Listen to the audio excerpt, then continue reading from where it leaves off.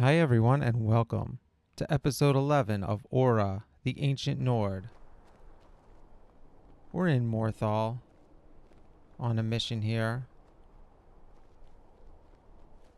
The woman at the alchemist shop asked us to find a book. We were waiting outside all the time. and she's Morthal is walking by, important I to guess, both to get of us. breakfast, so we snag her. It's amazing how much you can learn from a book. So yeah, if you remember in the last episode, we came to Solitude, and before we went into the palace, we actually had a tip. You know, this book is called Song of the Alchemist, so someone said, Song, the Bard's College, they like songs, maybe they know about the book. So we went into the Bard's College, and this guy I'm the headmaster here. How may I help you? told us to go check out the library in the other room. Little code there, and just happens to be sitting right out on the counter, so we pick it up to read it. And yes, it is indeed the book that we wanted. It's about alchemy, not about songs, but so they think we stole. I thought this was a library or something. The master vocalist. I guess not, or maybe it's just for the students. And we tried to talk to that lady to give the book back. She didn't care. She's just talking about her credentials, and yeah. What are you gonna do about that, right? So Here, let me this show lady you some of the things that needs it temple more than healers they taught do, I me about guess, potions. because it's not really a bard's book. It just has song in the title, right? All right. So she just taught us some alchemy. So we're learning magic here. This is part of our character, slowly learning magic, and not really sure which direction she wants to take, but she also picked up a candlelight book. So we're going to try that out here. Keep that magic away from And me. as you can see, it's freaking I get Belrand lost out. sometimes. I'm not sure where I go, but I'm not here. So this kid's having a problem finding himself, so maybe we can shed a little light on him and see if that works. Well, Belrand, look, this is just a ball of light. It's not going to hurt you. Don't worry about it. Meanwhile, when we're fighting, Belrand conjures up a giant wolf or dog or something, and he's afraid of a ball of light. I don't really get this guy. But that's Belrand for you.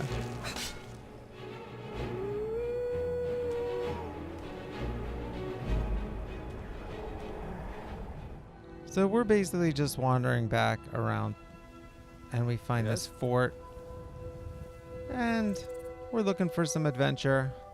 We heard there was some trouble here or something. I don't even think this is a mission though. But when you see a fort with skeletons guarding the outside, you either run or you run in and deal with them. So these are not bandits. These are crazy necromancers who have, like we said, there's these skeletons guarding the door,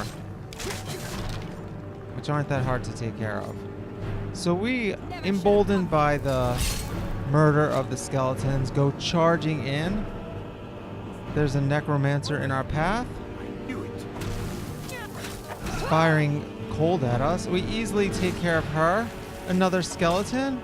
This is all going pretty easily until we get cornered in the corner with another necromancer, and a skeleton chops our head off. And now we're back outside, and a necromancer comes diving off the roof. But they're no match. You're pathetic. Well, we're trying to fight them through this thing, so that is kind of pathetic. This thing is tough, but we do have plenty of health now. And we found a flame spell on them, so maybe someday we will try out the flame spell. But right now we're going to stick with what we know because we're in the heat of a battle. All of these guys are ice mages apparently, so it is odd that that had a flame spell on her. This guy's not that tough. One of them at a time is not hard. When they surround us like this, it gets a little hairy. So let's see what we can do. We're getting killed. And we have to take a health potion. And a skeleton comes and joins the fight. So we're in really bad shape and we get killed again. Back inside, we have to take care of this one again.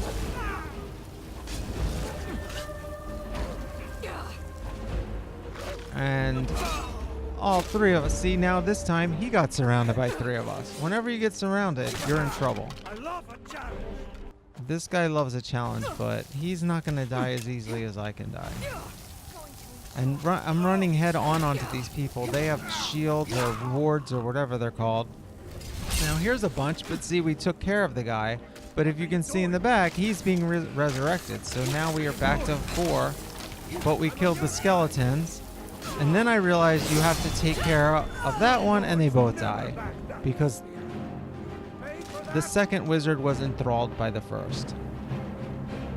And they have no power when the first one dies.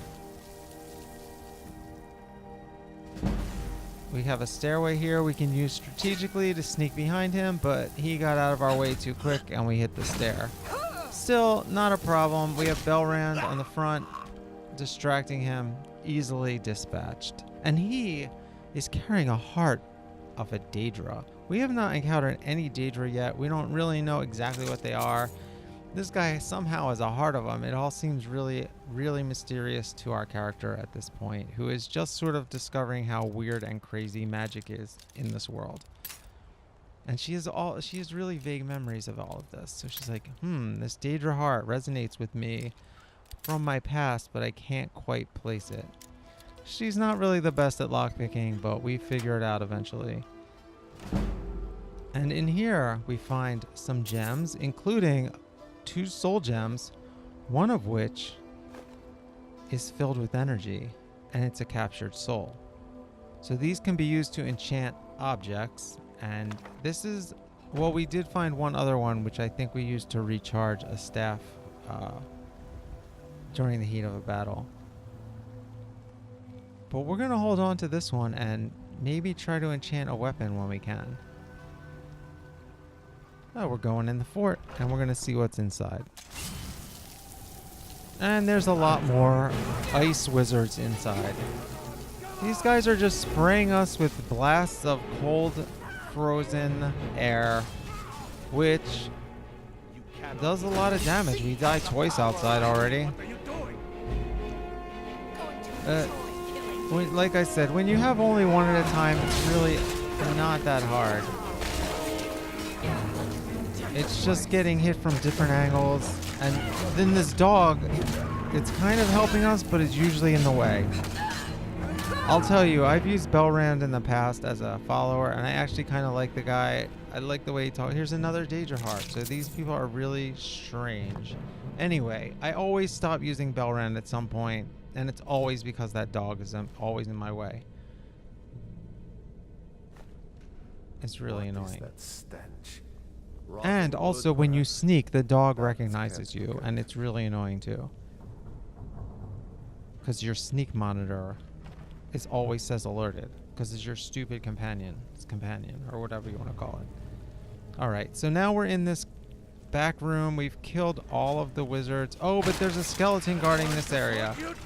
Because this is some type of storage area, or dining, or enchanting, crafting room. We find some potions, which we are definitely going to need, and we find a key to the rest of the area, and also a note. Now these guys apparently drove out the bandits here, because most of these forts are inhabited by bandits, so wizards is very bizarre in a place like this. They usually have darker, weirder caves and giant caverns and stuff. So we also found a skill book for block, which we need. I guess the wizards don't need it. And we found an enchanting table. So as you remember, we just found a soul gem that was filled. So we're going to take our bone axe, which we crafted with our own hands, and add an enchantment for fire.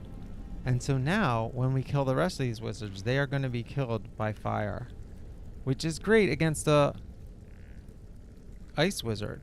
So this is going to be a great fight, which we're going to get to next time. Now, we did make this axe, and we did enchant it ourselves, but we did not capture the soul. So we didn't make the whole thing, but we made most of it. All right, thanks for watching. We'll catch you next time.